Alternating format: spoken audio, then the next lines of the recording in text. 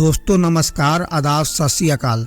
दोस्तों आज मैं जिस हैरान कर देने वाली घटना को बताने जा रहा हूँ, यह घटना कानपुर की है, जहाँ पर एक शख्स अचानक हमेशा के लिए गायब हो जाता है। लेकिन यह शख्स कैसे गायब होता है, इसके पीछे एक बहुत बड़ी साजिश रची गई होती है और इस तरह का साजिश का अंदाजा उस शख्स को भी कभी नहीं लगता है। तो चलिए जानते हैं आज की पूरी कहानी में आखिर उस शख्स के साथ क्या हुआ था। दोस्तों उत्तर प्रदेश में एक शहर है जिसका नाम कानपुर है और कानपुर में ही एक छोटा सा लोकेलिटी है जिसका नाम नौबस्ता पड़ता है। और इसी नौबस्ता लोकेलिटी में एक शर्मा परिवार रहा करता था।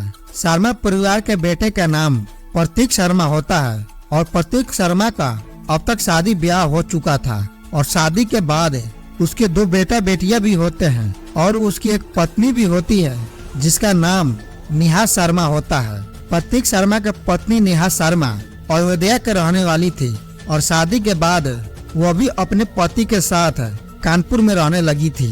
लेकिन हैरान करने वाली बात यह है कि नेहा शर्मा शादी के बाद ही अपने पति के साथ बार बार अपने मायके अयोध्या जाया करती थी और अपने माता पिता के साथ 1-2 दिन समय गुजारने के बाद पुनः अपने पति के साथ अपने ससुराल कानपुर आ जाया करती थी। और इसी तरह की घटना इसी वर्ष यानी कि पिछले महीने मार्च में भी घटती है। नेहा शर्मा अपने बच्चों और पति प्रतीक शर्मा के साथ अपने मायके घूमने चली जाती है और वहां से 12 मार्च को अपने बच्चों के साथ फिर अपने ससुराल लौट आती है। लेकिन इस बार चौंकाने वाली घटना यह होती है कि इस बार नेहा शर्मा के साथ उसके पति प्रतीक शर्मा वापस घर नहीं लौटे थे। और जब ससुराल वाले नेहा शर्मा से अपने बेटे के बारे में पूछते हैं तो नेहा शर्मा अपने घर वालों को बताती है कि प्रतीक के ऊपर काफी कर्ज है और वह इस वजह से काफी ज्यादा परेशान रहने लगा था, इसलिए कुछ समय एकांत में बिताना चाहता है। वो 2-3 दिन बाद वापस घर लौट आएंगे। इसके साथ वो ये भी बताती है कि अयोध्या जाते समय हमारी कार एक्सीडेंट भी हो गई थी जिसका मरम्मत भी करवाना था, इसलिए प्रतीक वापस घर नहीं आए।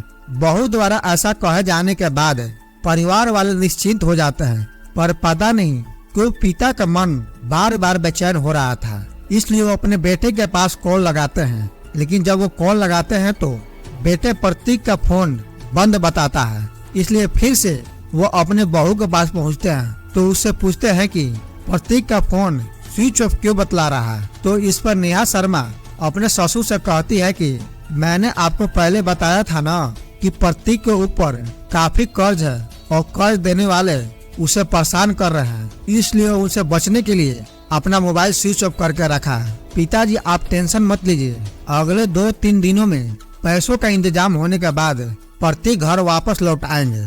दरअसल दोस्तों प्रतीक एक मेडिकल कारोबारी था और इस कारोबार में काफी उधार हो जाने के कारण उसको लॉस हो गया था और उसने और दवाइयाँ मंगवाने के लिए कर्ज पर पैसे उठा लिए थे, मगर वह उसका ब्याज नहीं चुका पा रहा था। इस तरह वह धीरे धीरे कर्ज के जालों में फंसता जा रहा था। इसके बाद प्रतीक के पिता अपने बेटे का 2-3 दिन तक इंतजार करते हैं, मगर 2-3 दिन गुजर जाने के बावजूद भी प्रतीक वापस नहीं आता है। तभी उनके घर एक और चौंका देने वाली घटना घटती है। दरअसल दोस्तों होता यह है कि प्रतीक के पत्नी नेहा शर्मा अगले 2-3 दिनों बाद घर से अचानक गायब हो जाती है। इसके बाद प्रतीक के पिता और ज्यादा परेशान हो जाते हैं क्योंकि पहले से उनके बेटे का कोई आता पता नहीं था, तो दूसरी तरफ उनकी बहू और पोते भी गायब हो चुके थे। इसलिए वो घबराकर कानपुर के पुलिस स्टेशन में पहुंचते हैं और वहां पर अपने बेटे के गायब हो जाने की गुमशुदगी का रिपोर्ट लिखवाते हैं। इसके साथ ही वो पुलिस को यह भी बताते हैं कि उनका बेटा किस तरह से गायब हुआ है। वो पुलिस को उन सारी बातों को बताते हैं कि उनके बेटा पत्नी के साथ अपने ससुराल गया था और वहीं से वो गायब हो गया।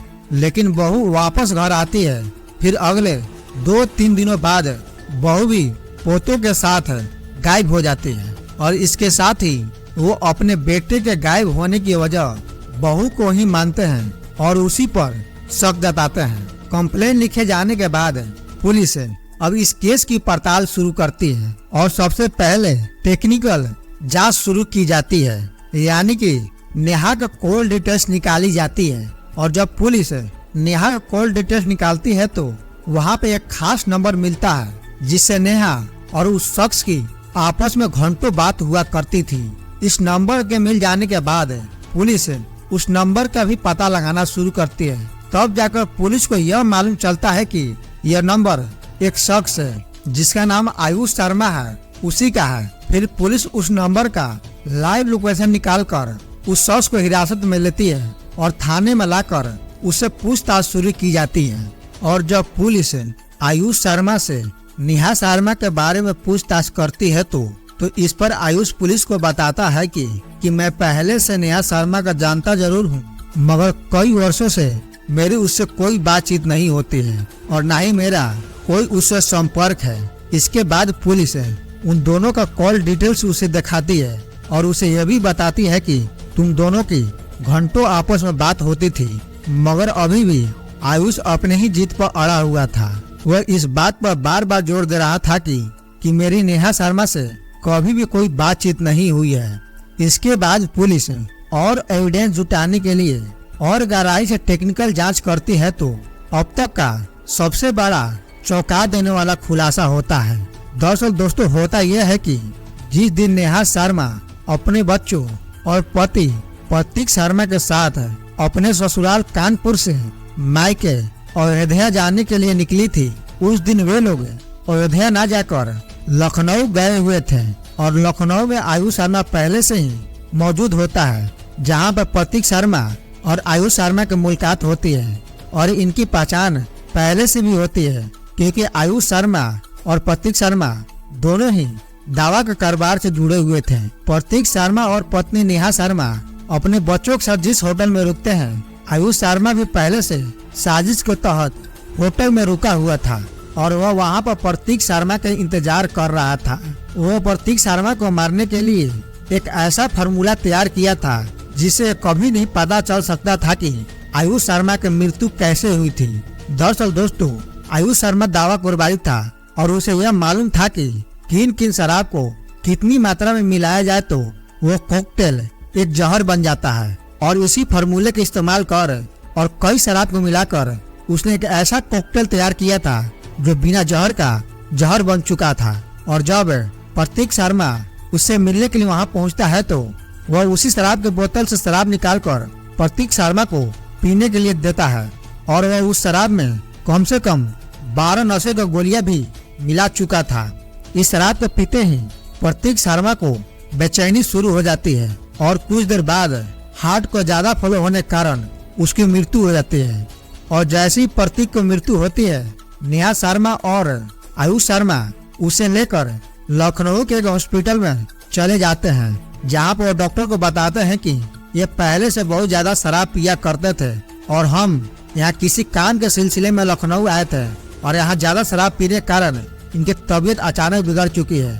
डॉक्टर प्रतीक शर्मा को देखते हैं और देखते ही समझ जाते हैं कि अब तक प्रतीक शर्मा मर चुका है। डॉक्टर सूर्यादिक टेस्ट भी करते हैं और इस टेस्ट में मालूम चलता है कि प्रतीक शर्मा ने काफी शराब पी रखी थी और इसके अलावा कोई भी दूसरा मर्डर का कारण नहीं दिखाई पड़ता है। जिसके बाद डॉक्टर यह बात क्लियर कर देते हैं कि अब तक प्रतीक शर्मा मर चुके हैं। और जैसे ही डॉक्टर यह बात कहते हैं तो उसकी पत्नी नेहा शर्मा रोने का ढोंग करने लगती है और आयुष भी वहाँ पे जोर जोर से रोना शुरू कर देता है। आयुष ने यहाँ पर अपनी पहचान प्रतीक के भाई के रूप में लिखवाया था। डॉक्टर उन दोनों को रोते देख शांत रहने के लिए कहते हैं। फिर कुछ देर बाद सारे टेस्ट पूरे होने के बाद डेथ सर्टिफिकेट देकर शव को हवाले कर देते हैं। और डेथ सर्टिफिकेट मिलने के बाद आयुष शर्मा और नेहा उसके शव को लेकर लखनऊ के एक शमशान घाट में उसका दाह संस्कार कर देते हैं। लेकिन चौंकाने वाली बात यह होती है कि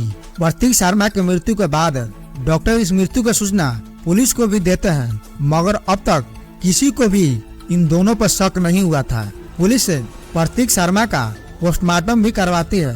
पोस्टमार्टम में प्रतीक शर्मा के लीवर यानी जिसे बिस्तरा कहा जाता है उस अंग को निकाल कर रखवा देती है और जिसका जांच किया जाता है। लेकिन जांच रिपोर्ट आने में करीब 30 दिनों का समय लगता है, जिससे वहां पर ये तुरंत मालूम नहीं चल सका था कि मृत्यु का कारण क्या था, और जब बाद में वह जांच रिपोर्ट आती है तो उसे साफ हो जाता है कि प्रतीक की मृत्यु जहर की वजह से हुई थी।